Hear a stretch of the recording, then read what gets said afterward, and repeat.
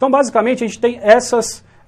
são 5 categorias que eu vou trabalhar aqui de arranjador, sintetizador, controlador, piano digital e workstation. Eu vou falar uma por vez para a gente entender qual é a diferença entre todas essas categorias. Olha só. Começando pelo teclado arranjador. O que acontece com o teclado arranjador? Ele é o teclado mais comum, certo? Por que ele se chama o teclado arranjador? É aquele que geralmente o pessoal começa, né, ou com um Casio da linha CTK, ou com o Yamaha PSR. Esses são os teclados arranjadores mais famosos. O que tem nesse teclado arranjador? Por que ele é chamado dessa forma? A principal característica dele é ele ter um acompanhamento automático, ou seja, ele faz o arranjo para você. Certo? Isso pode ser bom ou pode ser ruim, daí é uma questão mesmo, cada um tem que ver a sua necessidade. Mas o grande barato desse tipo de teclado é o fato, então, dele te permitir fazer os arranjos, ele permitir para você tocar com uma banda inteira, porque ele monta todo o arranjo para você. Então, de repente, você faz um acorde ali na mão esquerda, já sai uma bateria, uma guitarra, um baixo, tudo certinho, tudo legal. Bom, essa é uma possibilidade interessante. Então, o teclado arranjador é esse tipo de teclado. Além disso, ele tem uma outra característica legal, que ele tem um preço de entrada muito acessível. Então, geralmente, por que as pessoas compram um teclado arranjador como primeiro teclado? Não é porque elas sabem que é um teclado que faz acompanhamento. Em geral, é porque é o teclado mais barato. Certo? Então são teclados, você vai ver aqui comigo, que ele costuma ter caixas de som também embutidas, então é um teclado que ele faz um pouquinho de cada coisa, né? Ele é mais fácil de transportar, então de repente se você toca na igreja ou se você gosta de tocar em banda tal, pode ser interessante ter esse teclado com você. E em especial, o que eu acho legal a gente colocar como um teclado arranjador é que eles são teclados que são bons para tocar sozinho, porque justamente ele faz todo o acompanhamento para você. Certo? Então, se você pretende tocar em banda mesmo, talvez não seja o tipo de teclado mais interessante. Por quê? Quais são os problemas desse teclado? Está lá do outro lado da minha apresentação. Ó. Os timbres são um pouquinho de pior qualidade. Então, esse teclado, qual é a grande função dele? Esse é um teclado de entrada, a princípio, tá? Existem exceções para tudo. Mas, em geral, são teclados mais baratos e são teclados, então, que têm timbres piores, têm sons que não são tão legais. Lógico que para começar tá ótimo, mas eu digo, depois você quer tocar lá numa banda, você já está aprendendo a tocar, quer umas coisas diferentes, já não é tão interessante. Por quê? Em especial, ele não oferece então as opções para edição do timbre. O que eu quero dizer com essa opção de edição? É você poder pegar um timbre, colocar um efeito, mudar o ataque desse timbre, juntar com outros, enfim. Os teclados muito simples, arranjadores, em geral não fazem essas coisas. Ele tem tudo muito simples, todas as funções estão ali, ele faz acompanhamento, mas tudo muito simples. Então, cuidado com esse tipo de teclado que pode ser o que não seja o mais interessante para você. Outra coisa, esses teclados eles oferecem então algumas funções que muitas vezes atrapalham no aprendizado do aluno. Eu já tive vários alunos que viraram para mim e falaram assim: ah, Pedro, mas eu olhei no manual do teclado e eu vi que para fazer um acorde de Dó bastava eu apertar a nota Dó e o teclado completava o acorde para mim.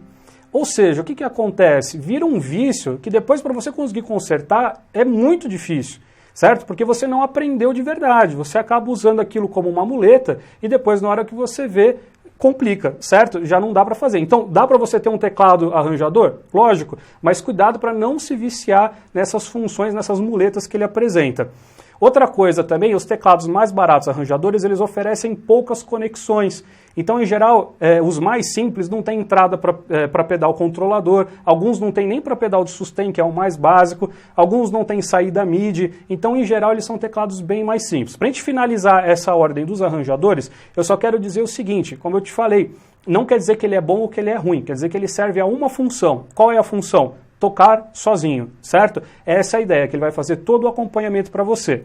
Inclusive, com o Music Dot, geralmente a gente não usa muito esses acompanhamentos, porque tem os playbacks especiais, né? Para quem toca piano também e tudo mais. Mas é interessante, de repente você quer tocar num barzinho sozinho, é bom, funciona bem. E lógico que existem teclados arranjadores de alto nível, de preço alto mesmo, 8 mil, 10 mil reais, 15 mil reais, que daí vão oferecer várias dessas funções que eu falei que geralmente não tem. Tudo bem? Mas eu estou dizendo mesmo dessa linha arranjador mais simples. Vou para a nossa próxima categoria de teclado, que são os teclados sintetizadores. O que acontece com o teclado sintetizador? Digamos que ele, em geral, é o segundo passo do tecladista. Uma vez que você começou a tocar, comprou aquele arranjador, aprendeu a fazer algumas coisas legais, em geral o sintetizador vai ser a sua próxima aquisição. O que acontece com o teclado sintetizador? Ele já tem uma qualidade e uma quantidade de timbres muito maior, certo? Porque ele é focado no timbre. Ele já não vai fazer aqueles acompanhamentos automáticos, tá vendo? Ele não possui geralmente caixas de som e ele não faz acompanhamentos automáticos, porque a ideia dele é focar no timbre. Então ele vai te dar várias opções de timbre, timbres de qualidade, e vai te oferecer a função de mexer nesses timbres, de você poder editar esses timbres da forma como ficar melhor para você. Então por isso que eu costumo dizer que o teclado sintetizador é ideal para quem quer tocar com banda. Porque com banda, em geral, você vai ensaiar num estúdio, então você não precisa da caixa de som, você pode ligar na mesa de som normalmente, certo? Você vai precisar de timbres diferentes, você vai precisar de vários sons para fazer durante a sua apresentação, você vai querer montar os seus próprios timbres para poder ter uma sonoridade específica da sua banda, certo? Então, o sintetizador é o próximo passo. Seria aquele teclado que é realmente para tocar nos palcos, certo? É o teclado para você realmente trabalhar de uma forma um pouquinho mais profissional. E ele costuma ter também mais opções de conexão, então em geral ele pode ter mais saídas de áudio, tem MIDI, tem USB, já entra outros tipos de pedais também que podem te ajudar, então tem várias coisas interessantes do sintetizador. Então podemos pensar dessa forma, se você está começando, talvez o sintetizador não seja o melhor para você, que ele já é um pouquinho mais caro. O sintetizador geralmente está hoje aí na faixa de uns R$2.000 para cima, né? E é outra coisa também que pode ir longe, também tem sintetizadores de R$15.000, de R$8.000, enfim, né? Deu para entender bem a diferença? Então, acho que são as duas famílias principais que a gente acaba tendo dúvida, entre o arranjador e o sintetizador. Basicamente, o sintetizador é para quem quer timbres, arranjador é para quem quer tocar sozinho e quer ter o acompanhamento automático. Tudo bem? Eu vou falar sobre ele agora. O que acontece com o controlador? Ele é uma ótima opção, mas eu vou falar ponto a ponto para você entender bem o que acontece. O controlador, em geral, ele é o teclado mais leve e mais barato que tem no mercado. Então você vai entrar, às vezes, lá no site para comprar, você vai ver opções ali de R$300, de R$400. Ele é muito barato e muito leve. Mas por que ele é tão barato e tão leve? Porque justamente, se você olhar no outro quadro, ele não possui timbres. Certo? Ele depende de um bom computador ou de um tablet para funcionar. Então por que ele chama controlador? Porque na verdade ele só controla o que o seu computador está fazendo ou o que o seu tablet está fazendo. Ele funciona exatamente como um mouse ou um teclado de computador, sabe? Ele sozinho não faz nada. Você tem que necessariamente ligar em algum lugar, certo? Você não pega um mouse e consegue fazer alguma coisa de útil com ele, a não ser que ele esteja conectado ao computador. Então essa é uma excelente opção por causa do custo-benefício, mas para quem tem um bom computador, como deve ser o caso do Diego, que está querendo trabalhar com produção, então é legal ter um computador legal, né?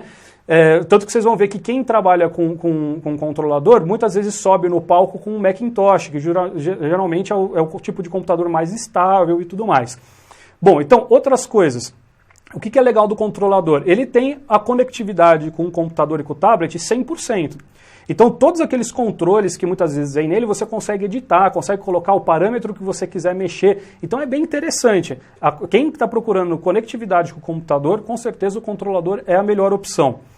E tem uma outra coisa interessante, que ele tem uma variedade muito grande, porque os controladores são usados não só por pianistas e tecladistas, mas por todo mundo que trabalha com produção. Então, geralmente, quem tem um estúdio, seja guitarrista, seja cantor, seja baixista, tem um controlador. Né? Então vai ter variedade de tamanhos, de funções, quantidade de knobs ali, de faders para você poder mexer. Tem uns que é cheio de botão, outros que é com pouco botão. Daí tem tamanhos diferentes, tem de 25 teclas, de 49, de 61, de 76, de 88. Enfim, o que mais tem variedade é realmente o controlador. Só que como eu falei, cuidado, que você precisa ter um bom computador para poder mexer com ele. Outra coisa, ele depende então da compra de bons softwares também, certo? Porque quem vai produzir o som vai ser o software no seu computador. Então você vai ter que comprar, vai ter que gastar uma graninha também. Às vezes o que você economizou você acaba gastando em bons programas de computador com timbres legais. Outra coisa interessante, eu não acho muito legal o controlador para quem pretende subir nos palcos. Então para você quer tocar na igreja, por exemplo, vai tocar sexta, sábado e domingo na igreja, eu não acho tão interessante, porque você vai ter que andar com um computador, um laptop debaixo do braço. Todas as vezes que você for ligar, você vai ter que conectar cada coisinha ali, esperar o computador abrir o seu programa, lembrar de desligar a internet para não começar a tocar o seu Facebook no meio da apresentação, certo? Então é um teclado que ele demora um pouquinho mais e tem que ter um pouquinho mais de atenção para você poder usar, por conta do computador. Então ele pode dar problemas ao vivo. Tudo bem? Mas se você vai usar num estúdio 100%, cara, eu recomendo muito. vamos falar sobre o piano digital. O que acontece com o piano digital? Você não pulou passo nenhum, não. Ele é bem interessante também, como um segundo passo, digamos assim, né? Porque ele geralmente a gente considera ele um pouquinho acima realmente do teclado arranjador, e ele é bem diferente do sintetizador. O que acontece com o piano digital? Qual é o grande objetivo dele? Imitar um piano. Certo? Essa é a ideia dele. Então ele tem aquelas teclas gostosas que você está vendo, que é super gostoso de tocar, porque é aquela tecla mais pesada, mais confortável, ela é um pouquinho maior do que a tecla do teclado, certo? Então é uma delícia de tocar. Geralmente o timbre de piano é uma maravilha, porque justamente ele quer imitar, em especial, o timbre de piano. Então são timbres excelentes de piano. Os pedais também são iguais a de um piano. Geralmente você pode, se não veio de fábrica o teu, depende do teu modelo, né? Alguns vêm já com o pedal de sustain, outros já vêm com aquela pedaleira de 3 pedais para você poder usar e tudo mais. E a maior parte desses pianos digitais também tem caixa de som embutida. Ou seja, é um piano, só que é um piano que você precisa ligar na energia. É só essa questão. Então eu acho uma ótima aquisição, mas só que para quem gosta realmente do som de piano. Porque o P95, por exemplo, que você tem, você já deve ter percebido, tudo isso é excelente. A tecla dele é ótima, a Yamaha faz uma ótima tecla de piano, o timbre de piano é super legal, a caixa de som é boa, o corpo dele é excelente, só que você já viu que você tem poucos timbres. Certo? Então talvez, se você realmente gosta do timbre do piano, você está em casa, não tem problema nenhum. Mas se você queria um pouquinho mais de coisa, eu queria uma variedade, eu queria colocar uns efeitos nesse meu timbre, né? Eu queria poder mexer um pouquinho nele, você já não vai conseguir. Isso não é necessariamente um problema também. Como eu falei, cada teclado é para uma situação. Então você pode depois ligar também o seu teclado, senão eu não lembro se ele tem USB ou não, ou se ele só tem saída MIDI. Depois você manda para a gente aqui também para a gente lembrar. Mas você pode ligar no computador ou no tablet e ter todas essas outras funções que ele não veio de fábrica. Então basicamente o problema do piano digital é que ele tem poucos timbres, poucas funções, porque ele quer imitar só o piano. E ele não é fácil de transportar. O seu P95 ainda ele é um pouquinho mais leve, mas eu, por exemplo, estou aqui com um piano digital, esse daqui ele pesa 21 quilos. Então é um teclado que eu não levo para lugar nenhum. É muito raro eu sair com ele do estúdio, porque é muito pesado, é muito ruim de levar. Então se você quer tocar na igreja, se você quer tocar no bar e tudo mais, eu não indico o piano digital, a não ser que você tenha 2 teclados. E toma muito cuidado, porque alguns pianos digitais são caríssimos e você acaba pagando pelo móvel. Certo? Não é o caso do seu P95, mas tem outros Clavinova lá e tudo mais, que em geral você acaba pagando pelo móvel de madeira que está ali, e ele fica menos transportável ainda. Então eu indico sempre o piano digital solto, que não tem móvel, certo? Que eu acho mais interessante, que ele é mais barato, e se você quiser levar para os lugares é melhor. Faltou só uma categoria de teclados que a gente não conversou, que é dos workstations. O que acontece com o workstation? É uma estação de trabalho. Olha só que interessante. O workstation, ele tem timbres top de linha, ele oferece todas as funções que um teclado pode ter, que você imaginar, sequencer, sampler, edição de timbre, tudo. Ele é um teclado perfeito, é uma estação de trabalho.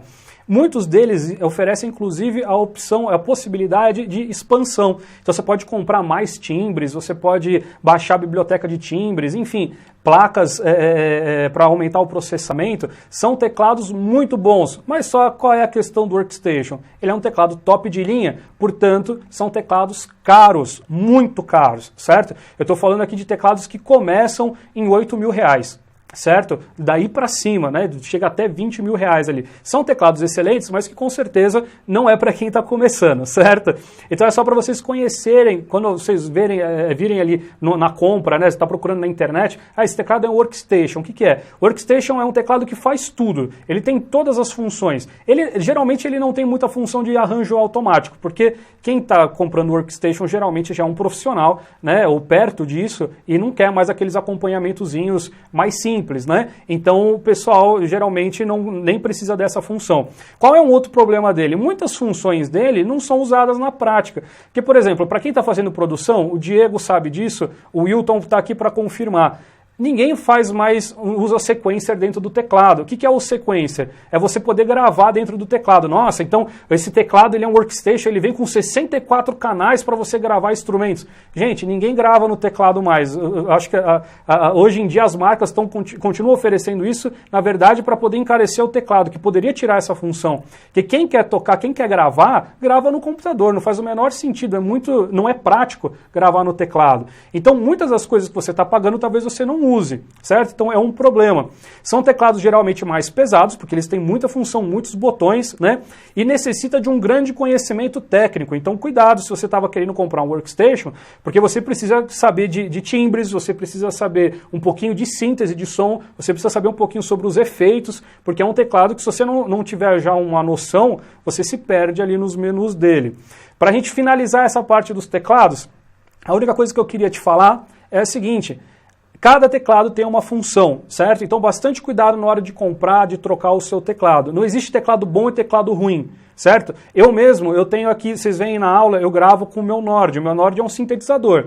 Agora eu estou tocando aqui no meu piano digital. Eu tenho um piano digital. Eu tenho um controlador também, certo? Então eu tenho vários tipos de teclado, porque cada um é para uma função. Se eu vou viajar, se eu quero levar um teclado para produzir uma coisa rapidinho, eu levo o meu controlador, é pequenininho, é leve, eu estou levando meu computador, enfim, para acessar a internet, baixar fotos e tudo mais, né? Quando eu estou viajando, eu levo ele. Agora, se eu quero fazer uma gravação de piano, eu coloco o meu piano digital, é claro. Se eu quero fazer um timbre muito louco, muito legal, eu uso o meu sintetizador. Então, depende mesmo, tá bom?